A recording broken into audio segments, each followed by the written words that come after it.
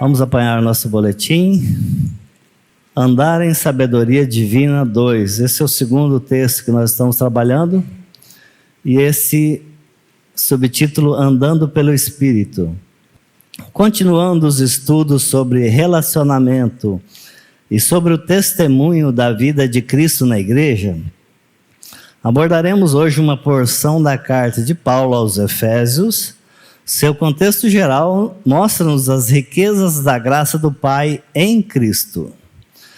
Mais especificamente, trataremos sobre o andar em sabedoria divina, a que Paulo nos exorta em Efésios 5, 18 a 21. Convido a você a ler esse texto comigo. Efésios 5, 18 a 21.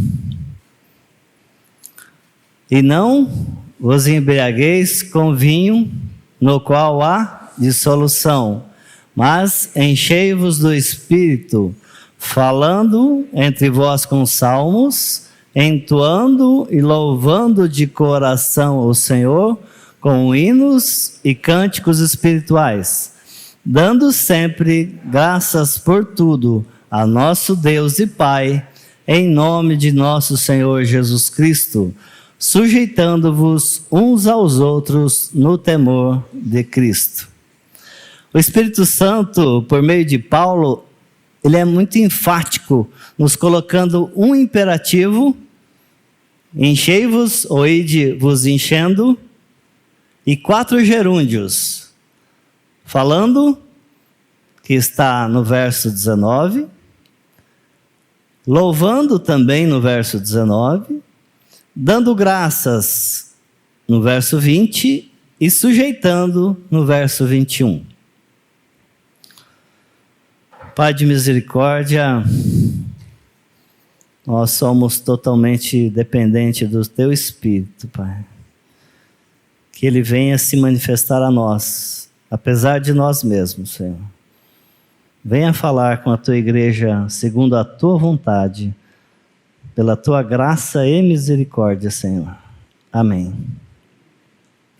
Amados, então, lembrando,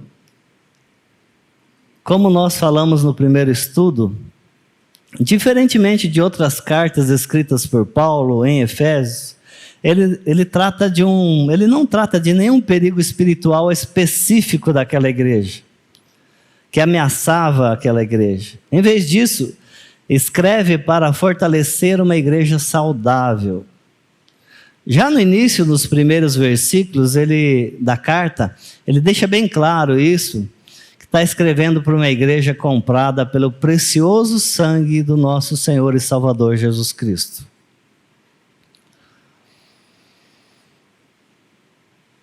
E é uma igreja escolhida para, em amor, ser santa e irrepreensível nele. A carta aborda de forma profunda e clara os princípios que devem nortear a igreja nesse mundo inundado de escuridão. Paulo tem muito a nos dizer sobre como o corpo de Cristo se relaciona aqui nesse mundo. Como corpo, enquanto peregrinos nesse mundo. A igreja resgatada que vive por intermédio de Cristo, que é templo vivo de Deus e vitrine da sua glória. Então isso foi o que nós falamos um pouco lá no primeiro estudo e falando também um pouco do contexto da carta de Paulo aos Efésios. Vamos agora tratar um pouco os versículos individuais. Vamos para o primeiro. Efésios 5, 18. Vamos ler novamente? E não vos embriagueis com vinho, no qual há dissolução, mas enchei-vos do Espírito. O próprio Espírito Santo nos exorta aqui para 2 realidades que precisamos compreender. A primeira, diz respeito ao nosso comportamento e relacionamentos. E a segunda, diz respeito à nossa dependência, nosso sustento como cristão. Na questão primeira, que é tangível, Temos na Bíblia textos sobre o uso do vinho. As Escrituras não condenam o uso do vinho, como muitos falam. As Escrituras, elas sempre mostram essa questão da dependência e do abuso,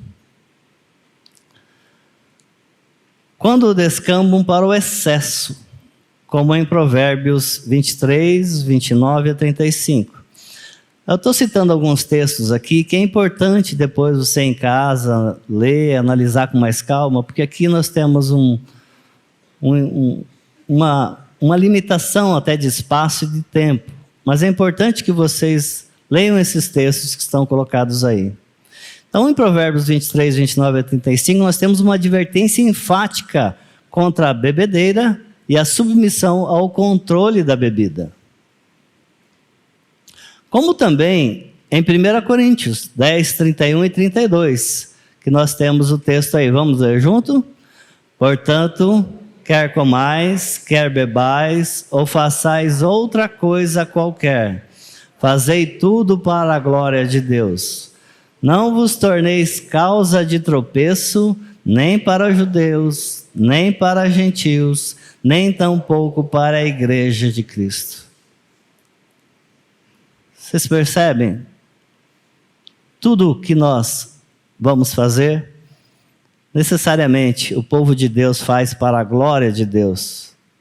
O uso do vinho torna-se abuso quando fere o testemunho cristão nos relacionamentos, provocando dissoluções e, portanto, não glorifica a Deus.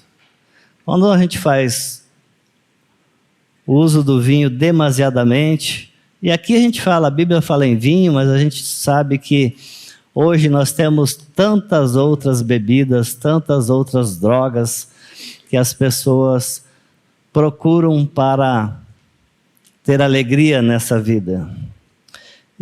Mas nesses dois textos aqui nós vemos claramente a advertência do controle da bebida ser a causa do tropeço de irmãos. Ainda, o uso do vinho, tem mais alguns textos, você que gosta de anotar, tem mais alguns textos que a palavra de Deus nos fala sobre essa questão do uso do vinho tornar-se abuso, quando se torna viciante. Está em 1 Coríntios 6,12. Nós não vamos ver esses textos, você, se quiser anotar ou rever depois na gravação. Então, o uso do vinho torna-se abuso ainda quando se torna viciante. 1 Coríntios 6,12. Quando ofende a consciência fraca de um irmão. Romanos 14, 13.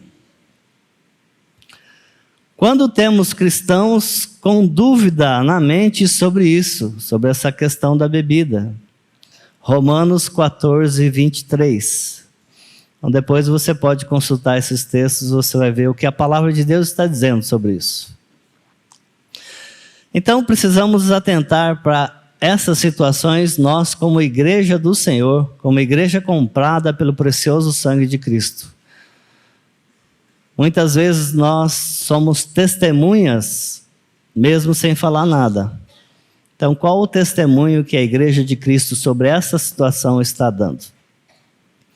Voltando ao boletim. A intoxicação com vinho ou outras bebidas e drogas, buscando a felicidade, somente resulta em uma vida tola, desperdiçada e vergonhosa, sem controle e sabedoria. Como já vimos em estudos anteriores, a verdadeira felicidade está numa pessoa, o eu sou, a videira verdadeira, nosso Senhor e Salvador Jesus Cristo, revelado pela palavra do Pai. Amém? Eu e você, cremos realmente que Jesus Cristo é o nosso Senhor e Salvador? Que Ele é o nosso tudo? Se sim, não precisamos da bebida para termos alegria. O mundo vai dizer E a gente vê muitas vezes o homem procurando a bebida, as drogas, aquilo que o mundo oferece momentaneamente para ter alegria. E a alegria vem, mas depois o preço cobrado é muito alto. Então nós, como igreja comprada pelo Senhor Jesus, nós precisamos estar atentos. Qual o testemunho eu, como igreja de Cristo, estou dando nessa questão? Voltando ao boletim. É importante ressaltar porque Paulo trata essa questão da embriaguez. Não havia nada mais característico no povo daquela época, naqueles tempos, que a embriaguez e a devassidão. Mas para aqueles que creram no Evangelho e foram transformados, a vida nova, na verdade, não é apenas diferente, mas sim um completo contraste. Muitas vezes as pessoas vão para a bebida ou para as drogas para ter coragem, né? Mas isso não é uma ação do Filho de Deus. Isso não é uma atitude que nós temos que ter para ter coragem, inclusive para pregar o Evangelho. Um outro aspecto importante de lembrarmos é a reação dos cidadãos de Jerusalém no dia de Pentecostes. Em Atos dos Apóstolos, capítulo 2, é-nos relatado que os seguidores de Jesus Cristo falavam em outras línguas pelo derramar do Espírito Santo. Mas o povo zombava, dizendo que estavam embriagados. Aquele que não tem discernimento, ele não entende. Porque o Espírito fala ao Espírito daquele que foi vivificado. É importante diferenciarmos. Não é que ser cheio do Espírito Santo seja igual ao embriagado. Mas aquele povo não tinha discernimento da ação do Espírito Santo. Quando esse desceu sobre o seu povo e as pessoas começaram a falar, cada uma em sua própria língua. Eles não entendiam, mas aquelas pessoas que foram tocadas pelo Espírito Santo, elas falavam nas suas próprias línguas por ação do próprio Espírito e não porque estavam embriagadas. Seguindo, na segunda questão, que é intangível, todos sabem o que é tangível e intangível, né, gente? Certo? O inimigo de nossas almas, que é o diabo e suas hostes, está diuturnamente trabalhando contra nós, com ações invisíveis, querendo tirar o foco da igreja comprada pelo precioso sangue do Senhor. Você está com lutas, se você no seu dia a dia tem lutas, saiba que é o inimigo que está ao redor, mas saiba também que quem nos sustenta é o próprio Senhor Jesus. Então, por graça, Ele nos sustenta. Paulo já relatou em Efésios 1, 13 a 14, que somos selados pelo Espírito. Depois você consulta esse texto também. É o Espírito Santo que nos convence do pecado. É Ele quem opera em nós o novo nascimento. É Ele quem nos ilumina para entendermos as Escrituras. É Ele quem nos consola e intercede por nós com gemidos inexprimíveis. É Ele quem nos batiza no corpo de Cristo. É Ele quem testifica com o nosso espírito que somos filhos de Deus. É Ele quem habita em nós. Nós cremos nisso, meus amados? Então, quando temos as dificuldades, quando temos as tribulações, a quem nós estamos recorrendo? Por que nos desesperamos? Isso eu falo por mim, tá? Não sei de você. Que o Senhor tenha misericórdia de nós. Seguindo ao texto, A forma imperativa do verbo encher-se implica um dever contínuo. É beber diário e profundo de Cristo por meio da fé na sua palavra, para uma vida sob seu controle. Efésios 3, 16 e 19 vai nos falar isso. A plenitude do Espírito não é uma experiência única, mas sim um encher diário, uma fonte contínua. Assim somos renovados e submissos à vontade de Deus. Vamos ler esse texto de Efésios 3, 16 e 19? Por favor. Vamos ler juntos?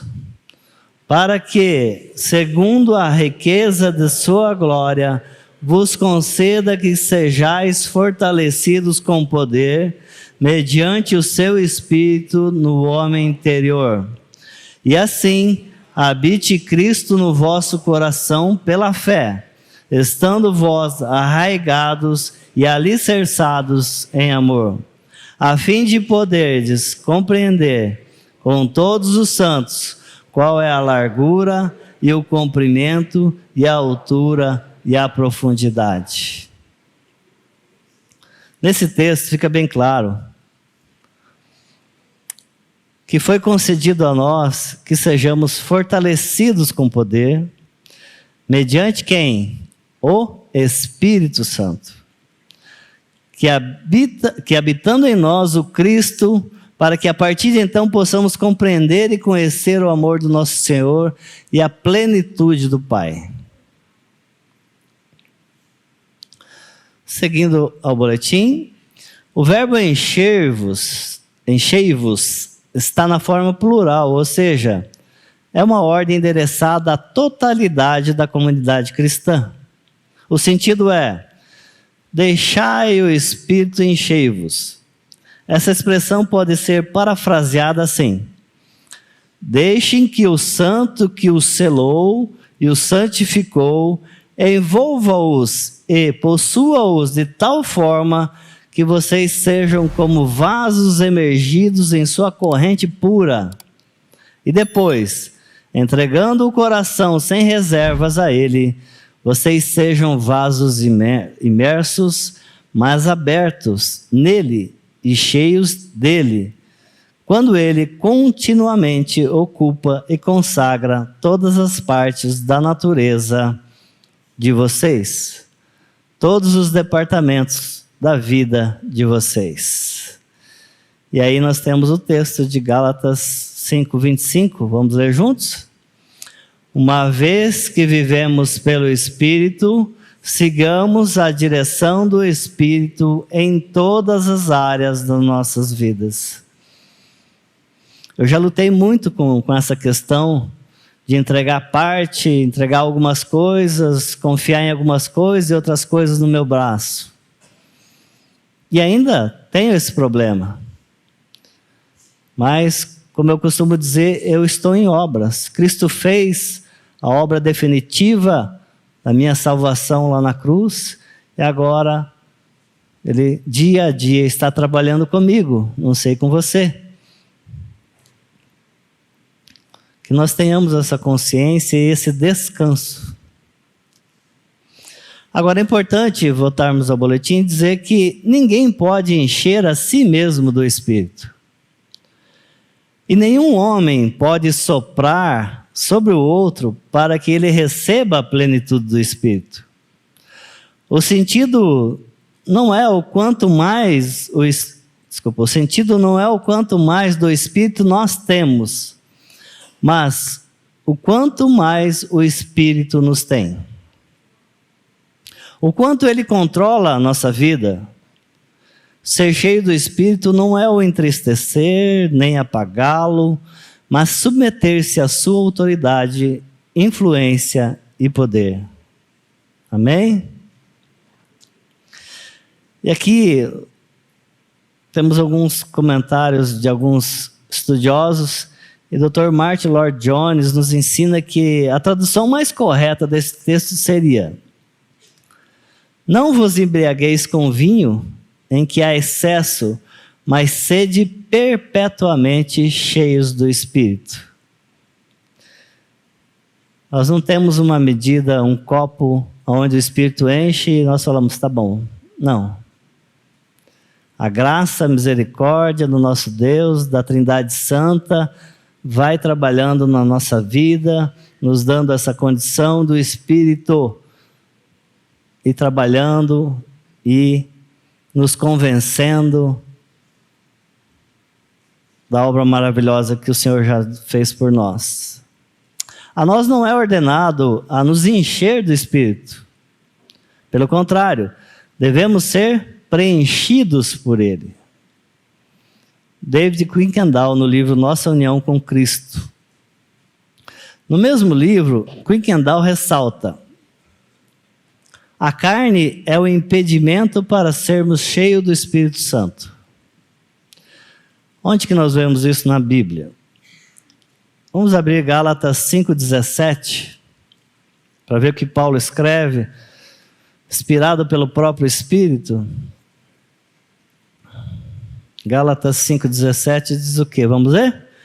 Porque a carne milita contra o Espírito e o Espírito contra a carne, porque são opostos entre si, para que não façais o que, porventura, seja do vosso querer.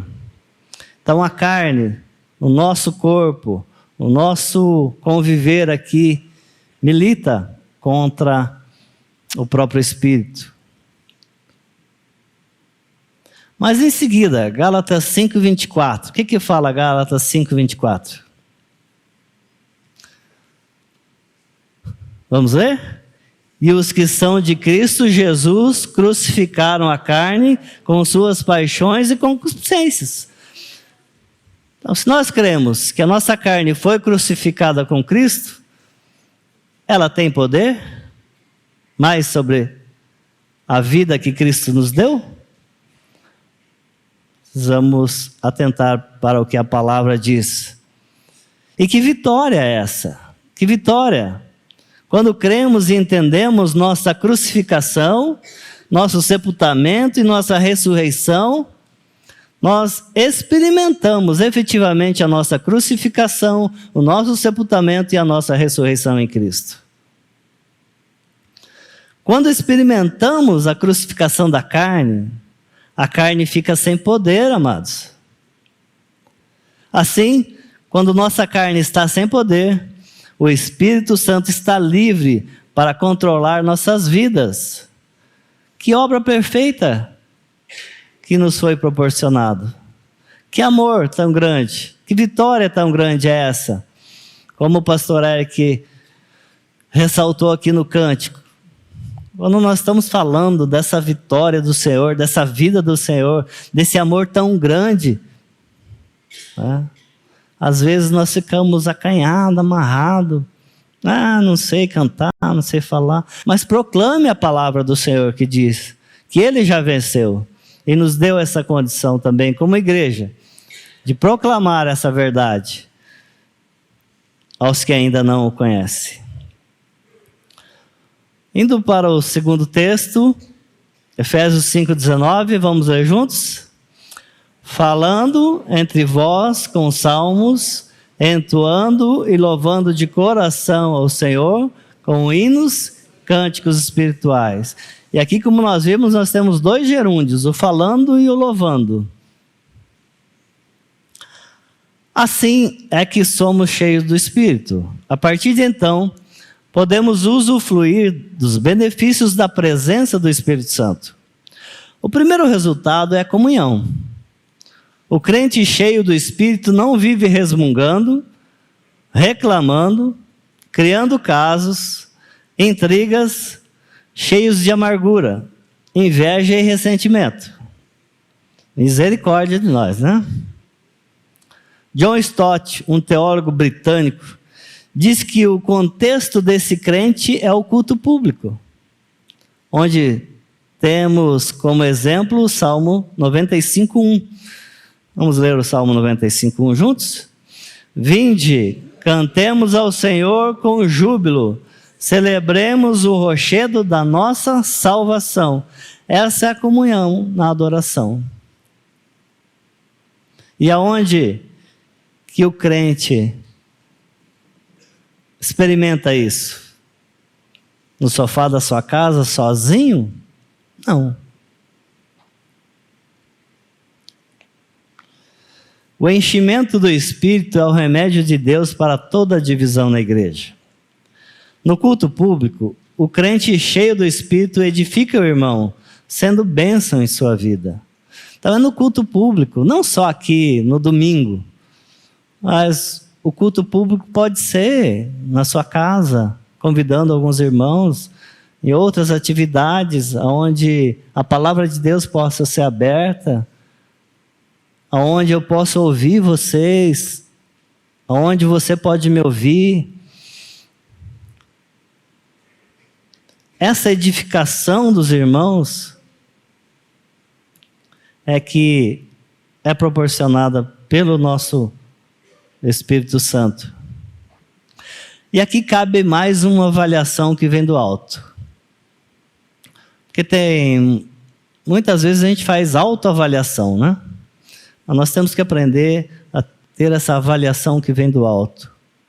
Se eu não me relaciono com os irmãos, como os edificarei? Se eu não me relaciono com os irmãos, como serei edificado? E aqui quero trazer um testemunho da minha função aqui na nossa comunidade. Desde 2018, pela graça de Deus, eu tenho tido o privilégio de ser um peão que anda nos ministérios da igreja, ser uma pessoa que está com os pastores, ser uma pessoa que está no dia a dia da igreja. E, amados, a igreja ainda tem muitos problemas. Veja bem, não estou falando de igreja perfeita. Mas nesses vários grupos que tenho o privilégio de participar, eu tenho visto um crescimento muito grande como igreja. Um crescimento nos relacionamentos. Como temos crescido ouvindo e respeitando a liberdade, ouvindo e tendo a liberdade de expor a nossa opinião, mesmo que às vezes somos convencidos que estamos errados, não tem problema nenhum nisso. Isso, como igreja, isso é curador. E pela graça de Deus, eu tenho vivenciado isso na nossa comunidade. Ressaltando outra vez, temos problemas e não somos perfeitos. Mas a graça do Senhor tem agido em nosso meio, por sua misericórdia. Voltando ao boletim,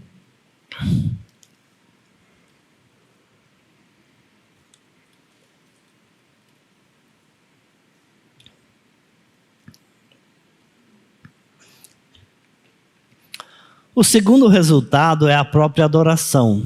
O crente cheio do Espírito adora a Deus com entusiasmo e profunda alegria. O culto verdadeiro é em espírito e em verdade, cristocêntrico, alegre. É uma celebração jubilosa dos atos poderosos de Deus, ou seja, ela é trinitária. A própria Trindade Santa agindo no seu povo. A forma como a comunidade mantém-se cheia do Espírito Santo é ensinando e ademoestando uns aos outros no Evangelho de Cristo, por meio de salmos, hinos e cânticos espirituais. E aqui mais um testemunho daquilo que nós temos ouvido de pessoas que vêm nos visitar, que pela graça de Deus e pela misericórdia do Senhor, nós temos pregado aqui a palavra do Senhor, nós temos louvado aqui a palavra do Senhor, e que Ele continue sustentando esse ímpeto de não embarcarmos em outras ondas que o mundo oferece aí fora, até para as igrejas.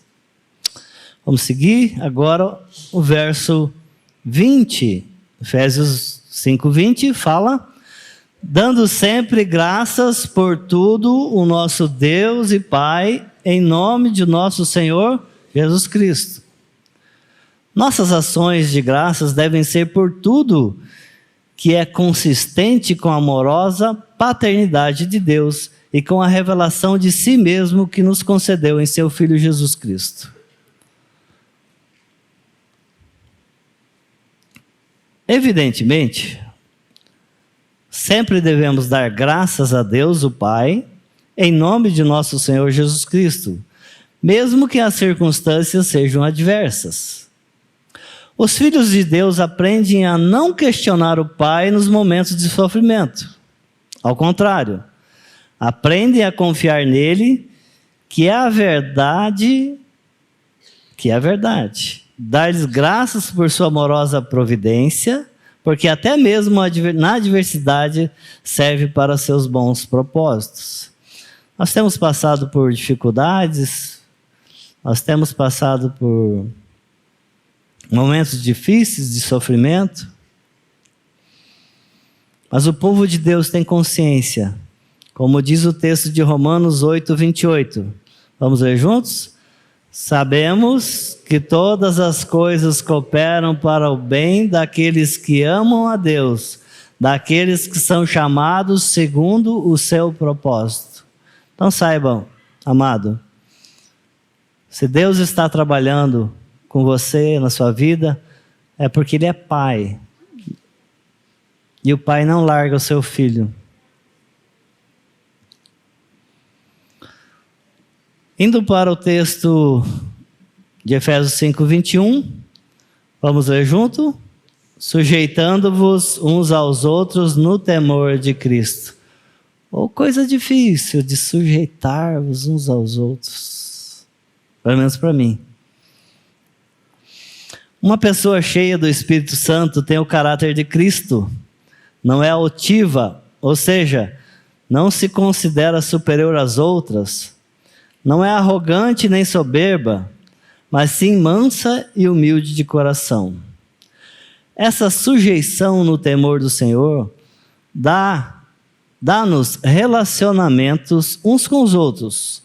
O próprio texto, na sequência de Efésios, nos mostra.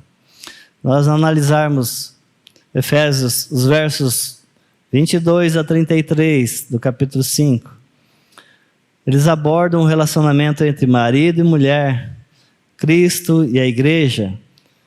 Aí no capítulo 6 tem o verso 9, até o verso 9, nós temos o relacionamento entre pais e filhos, servos e senhores, que é aí no dia a dia, na prática, que nós vemos o agir do Espírito Santo, onde eu e você nos sujeitamos uns aos outros. Mas aqui não vamos entrar nessa parte, porque tivemos uma belíssima exposição recente do Márcio Mizobuti, no domingo, dia 29/10. Então é importante que você reveja esse estudo que foi feito especificamente dessa parte, desses relacionamentos, que o Márcio fez no domingo à noite, dia 29/10. Nesse estudo foi nos mostrado na prática, esse sujeitando-vos segundo a palavra de Deus. Combinado? Não esquece? Vão rever mesmo? Olha lá, hein? Alguém já falou, uma pessoa só deve olhar para seu semelhante de cima para baixo para ajudá-lo a levantar.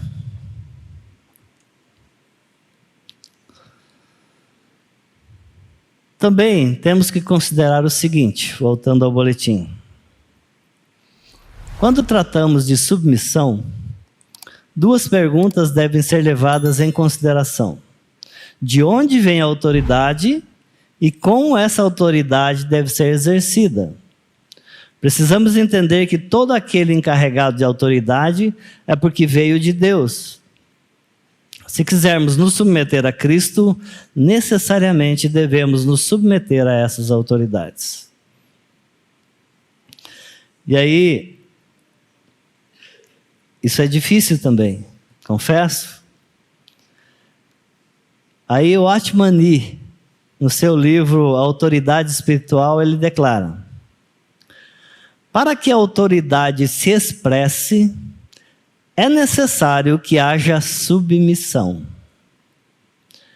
Mas, se a vida estiver centrada no ego, a submissão torna-se impossível. Ela somente será possível quando vivemos no Espírito. E essa é a mais alta expressão da vontade de Deus. Nós cremos que o nosso ego foi crucificado com a nossa carne, com o nosso pecado, com o nosso velho homem lá na cruz. Amém? Se ele foi, ele não tem mais poder sobre a minha vida. Então, a submissão aí é trabalhada pelo Espírito Santo nas nossas vidas, para que nós vivamos assim, em harmonia com a palavra de Deus. Continuando, lembramos sempre que essa autoridade não é ilimitada e nem devemos obediência incondicional. A autoridade somente é legítima quando exercida debaixo da autoridade de Deus e em conformidade com ela.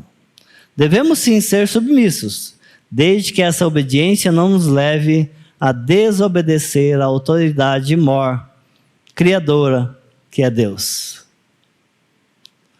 Eu devo me submeter à minha esposa? Se ela está dentro dos princípios da palavra de Deus, sim. Eu devo amá-la, devo cuidar. Minha esposa deve se submeter a mim? Se eu estiver dentro dos princípios da palavra de Deus, sim.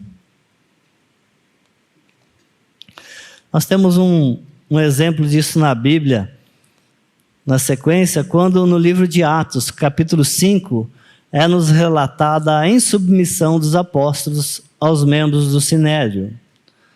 Foi porque eles estavam obedecendo a uma ordem maior do Senhor.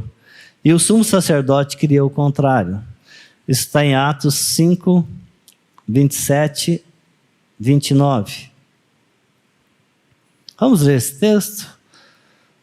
Tem um pouquinho de paciência. Atos 5, 27 a 29, vamos ler juntos? Trouxeram-nos, apresentando-os ao Sinédrio, e o sumo sacerdote interrogou-os, dizendo: expressamente vos ordeneis que não ensinasses nesse nome. Contudo, enchestes Jerusalém da vossa doutrina e quereis lançar sobre nós o sangue desse homem. Então, Pedro e os demais apóstolos afirmaram: antes importa obedecer a Deus do que aos homens. A palavra de Deus inculcada no nosso coração vai dar possibilidade do Espírito Santo vir revelar isso e fazer com que nós tenhamos essa coragem, essa intrepidez de, no nome santo de Jesus, pela palavra de Deus, pelo Pai, nós sermos firmes nessas horas. Portanto, amados, voltando ao boletim, ser cheio do Espírito Santo não é uma proposta alternativa, uma opção, mas um mandamento de Deus. O inimigo vem com sua astúcia e questiona: como eu consigo? Mas o Espírito do Senhor que testifica no nosso espírito diz: entrega, dependa e confia.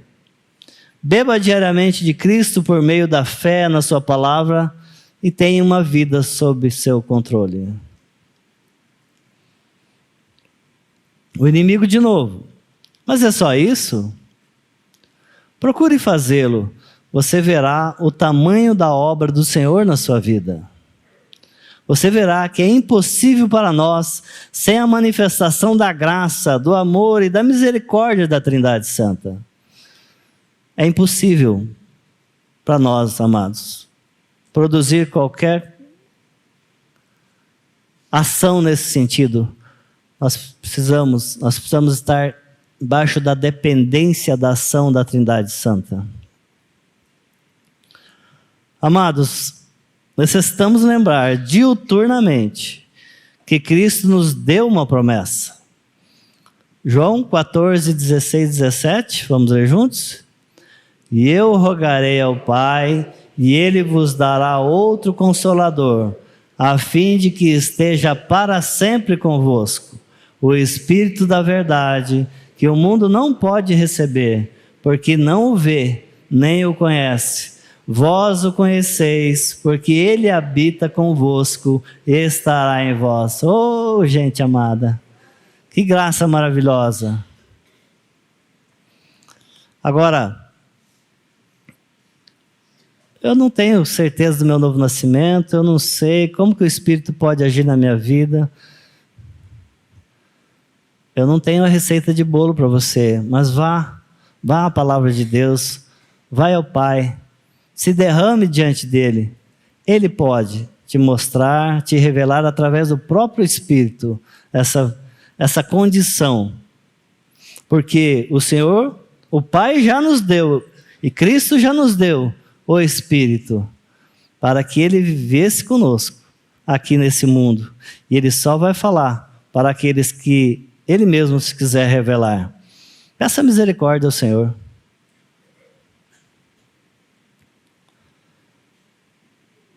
Lembrar também, amados, e aqui eu usei bastante lembrar, algumas palavras para reforçar essa questão, porque nós precisamos lembrar que a igreja já foi comprada por Cristo Jesus, pelo seu precioso sangue, ok?